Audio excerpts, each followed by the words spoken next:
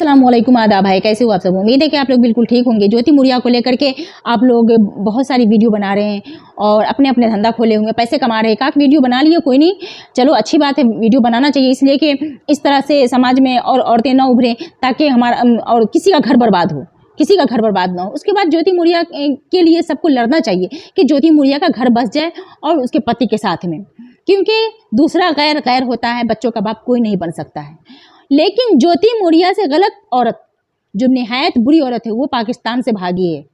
उस पर कोई नज़र नहीं डाल रहा, रोशनी कोई नहीं डाल रहा, उसको वाहवाही कर रहे हैं। मैं इसलिए नहीं बोल रही हूँ कि वो मुस्लिम थी, हिंदू हो गई। अगर वो हिंदू वाकई में हो गई है तो वाकई में उसका दिल हिंदू का था, कभी मुस्लिम का था ही नहीं।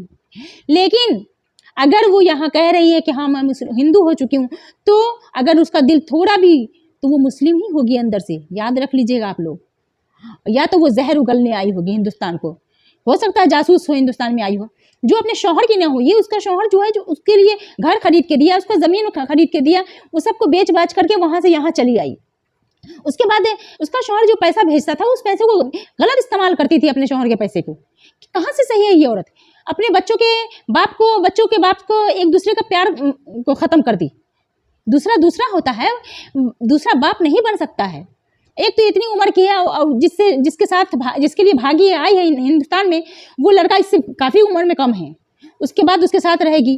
कल को बेटी है, 4 बच्चे हैं, कल को बच्चे जवान होंगे, कौन का बाप किसका होता है। कम से कम बच्चे को तो छोड़ देना चाहिए अपने बाप के पास, कि बच्चे को बाप का प्यार मिलता। ये तो आवारी थी, आवारीपना में यहाँ से चली आई, यहाँ चली आई हिंदुस्तान में, और इसका सब सपोर्ट दे रहे हैं। लव के चक्कर में चली आई। ऐसी मोहब्बत है, ऐसी मोहब्बत। अरे सच बोलो, साफ बोलो। सबके जहन में होगा कि ये गंदी औरत है, और इस गंदगी को हिंदुस्तान में रख रहे हैं।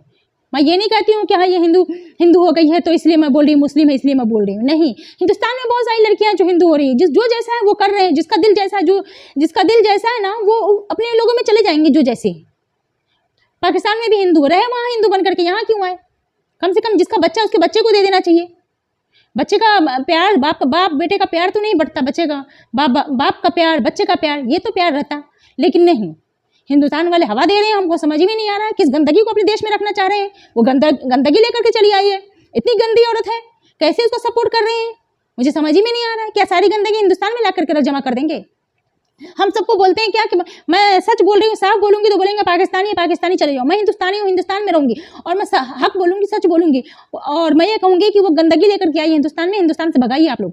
मोदी जी को रिक्वेस्ट करती है, योगी जी को रिक्वेस्ट करती है कि मुझे यहाँ रहने दिया जाए। किस अधिकार से गंदगी लेकर के?